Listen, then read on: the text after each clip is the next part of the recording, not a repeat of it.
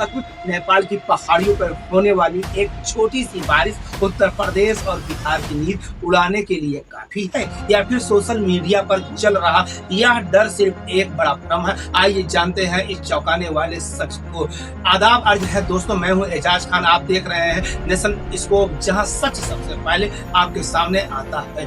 नेपाल में भारी बारिश और बाढ़ की खबरों के बाद अब सबसे ज्यादा चर्चा गंडक नदी और उससे जुड़े इलाकों को लेकर हो रही है। लेकिन सबसे पहले यह समझना जरूरी है कि नेपाल में बाढ़ आने का मतलब यह नहीं है कि उत्तर प्रदेश में भी तुरंत बाढ़ आ जाएगी, क्योंकि असली मामला नदी के जल स्तर, बारिश की मात्रा, बैराज की स्थिति और प्रशासन की तरफ से जारी किए गए अलर्ट पर निर्भर करता है। और यही छिपा है सबसे बड़ा सच। नेपाल से निकलने वाली गंडक नदी भारत में प्रवेश करने के बाद बिहार के कई इलाकों से होकर आगे बढ़ती है। इसलिए नेपाल के ऊपरी हिस्सों में लगातार बारिश होने पर नदी के जल स्तर पर सीधा असर पड़ सकता है। लेकिन असली कहानी अब शुरू होती है। नेपाल से आने वाले पानी का रुख तय करता है कि आगे क्या होगा, और यही वजह है कि वाल्मीकि नगर बैराज पर भी कड़ी नजर रखी जाती है, जहां से पानी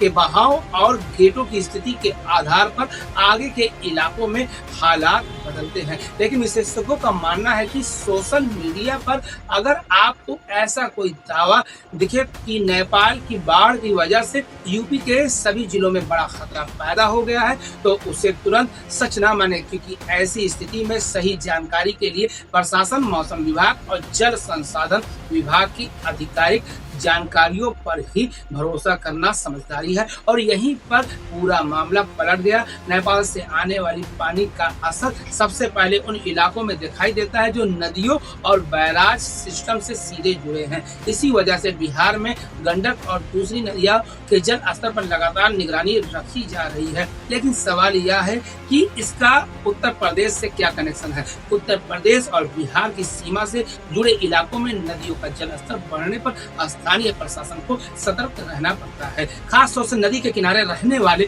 लोगों के लिए पानी के स्तर में अचानक बदलाव होना एक बहुत बड़ा मोड़ है, और अगर इस बात को नजरअंदाज किया तो बड़ा नुकसान हो सकता है। इसलिए इस समय डरने की नहीं, बल्कि सही अलर्ट और सही जानकारी रखने की जरूरत है। अगर आपके जिले के लिए प्रशासन ने कोई चेतावनी जारी की है तो उसे गंभीरता से ले। नदी, नहर, बैराज या पानी से भरे इलाकों में बिना वजह जाने से बचे और प्रशासन के निर्देशों का पूरा पालन करें।